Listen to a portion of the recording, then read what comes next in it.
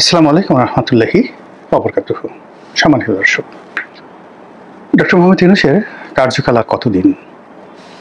তিনি কি আগামীতে যে ফেব্রুয়ারিতে নির্বাচন হচ্ছে সেই নির্বাচন সুষ্ঠুভাবে করতে পারবেন? তারপর নির্বাচনের পরে কি তিনি তার পেশায় ফিরে যাবেন, নাকি যারা নির্বাচিত হবে তাকে কৃতজ্ঞতাবশত প্রেসিডেন্ট পদে বা অন্য কোনো সম্মানজনক পদ তৈরি করে? আমাদের দেশে তো এখন ইদানিং যেটা হয়েছে যে এনভয় এমিরেটার্স বিশেষ দূত এরকম কিছু একটা করে ফেলা হলো প্রেসিডেন্টের পদমর্যাদায়। তিনি ঘুরতে থাকলেন সারা দুনিয়াতে। এরকম কিছু হবে, নাকি ডিসেম্বর মাসের মধ্যেই তাকে চলে যেতে হবে এবং ডিসেম্বর মাসে নির্বাচন পরিচালনা করার জন্য সংবিধানে যে সংশোধন হয়েছে বা ওই যে নির্বাচনের তত্ত্বাবধায়ক প্রথা সুপ্রিম কোর্টের রায়ের মাধ্যমে যে ফিরে এসেছে, ওটা যদি বাস্তবায়ন হয়ে যায় তাহলে বর্তমান প্রধান বিচারপতি তিনি যদি তত্ত্বাবধায়ক সরকারের প্রধান হন, তাহলে তো ডক্টর মোহাম্মদ ইউনূসকে চলে যেতে হবে। নাকি এর আগেই, মানে ডিসেম্বর তো অনেক দেরি, একটা ব্ল্যাক সেপ্টেম্বর অক্টোবর যে কোনো সময় তিনি চলে যেতে পারেন স্বেচ্ছায়, বাধ্য হয়ে বা যে কোনোভাবে। এই বিষয়গুলো নিয়ে যেভাবে আলোচনা হচ্ছে, তার সঙ্গে সঙ্গে আলোচনা হচ্ছে যে আমাদের রাজনৈতিক ভবিষ্যৎ কি? আমরা কি একটা সুষ্ঠু নির্বাচনের দিকে যাচ্ছি? আমাদের দেশে কি গণতান্ত্রিক একটা শুভ পরিণতি আমাদের জন্য অপেক্ষা করছে? এদেশের রাজনীতিতে আওয়ামী লীগ, জাতীয় পার্টি, জাসদ, সিপিবি বা 14 দল বলতে যেটিকে বোঝানো হয়, তাদের ভোটার সংখ্যা অলমোস্ট 50%। এই 50% ভোটারদেরকে আমরা মাইনাস করে, একেবারে অ্যাবসলিউটলি মাইনাস করে, বাকি যে 50% ভোটার আছে তাদেরকে প্রাইমা ফেসি করে আমরা একটি নতুন ধারার গণতন্ত্র, নতুন ধারার একটি শাসন ব্যবস্থা, এটিকে আমরা গড়ে তুলব, যেটা একসময় প্রাচীন রোমে ছিল। অর্থাৎ এখন আওয়ামী লীগ যারা আছে তারা দ্বিতীয় গ্রেডের নাগরিক হবেন, তাদের পাসপোর্ট থাকবে কিন্তু ভোটার আইডি কার্ড থাকবে না, তারা দ্বিতীয় শ্রেণীর নাগরিক হিসেবে থাকবেন, রাষ্ট্রীয় সুযোগ সুবিধা পাবেন কিন্তু ভোট দিতে পারবেন না, যারা আওয়ামী লীগ করেছেন।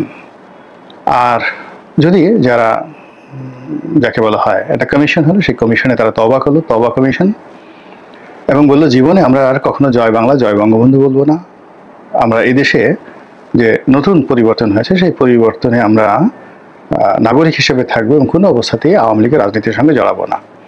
তো সেক্ষেত্রে তাদের প্রথম শ্রেণীর নাগরিকত্ব দিয়ে এই যে 50% যে জনগণ, এটার সংখ্যা বাড়ানো যেতে পারে। এনিওয়ে, এগুলো জাস্ট কথার কথা, কিন্তু কথার কথা হলেও আমাদের বাংলাদেশে অসম্ভব সব ঘটনা ঘটে। একটা সময় ডক্টর মুনতাসির মামুন 71 টেলিভিশনের একটা টক শোতে বলেছেন যে এই বাংলাদেশ সব সম্ভবের দেশ 2015 বা 16 সনে।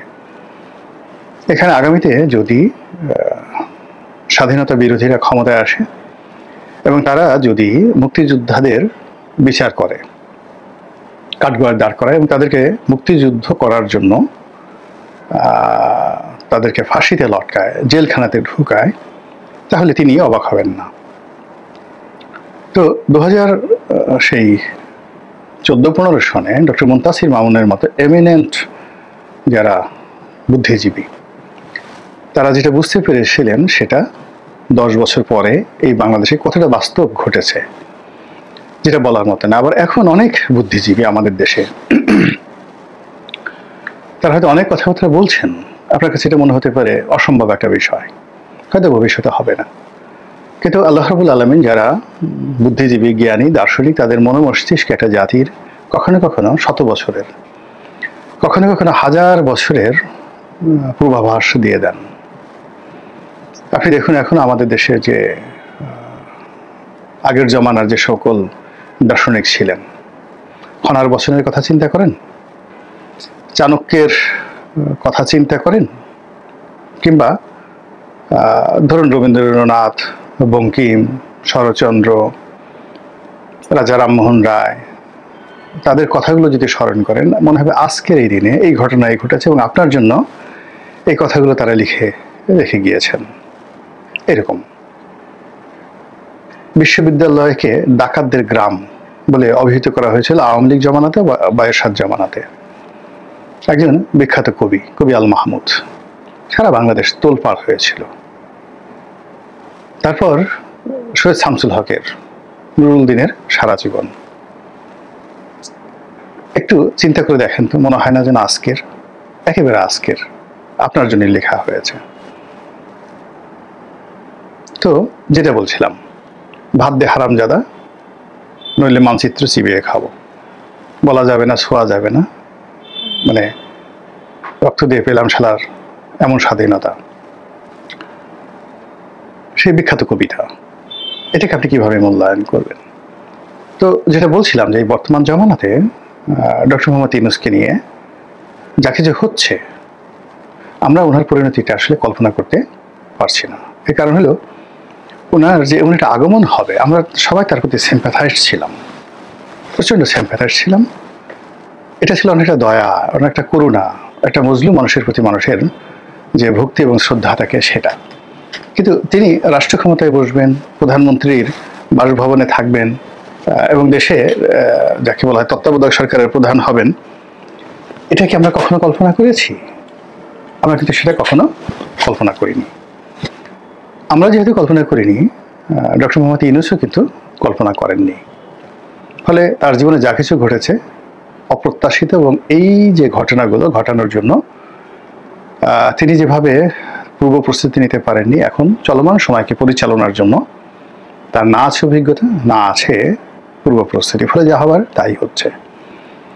দ্বিতীয়ত, বিনা পরিশ্রমে এবং আনএক্সপেক্টেডলি যখন কোনো যাকে বলা হয় দামি জিনিস আপনার কাছে আসে, সেটা সিংহাসন হোক কিংবা সেটা স্বর্ণরূপা বা অন্য কোনো ধাতব, মূল্যবান ধাতব হোক, হীরামণি মুক্তা জহরত হোক, আপনার কাছে বিশ্বাস করেন এগুলোর কোনো মূল্য নেই।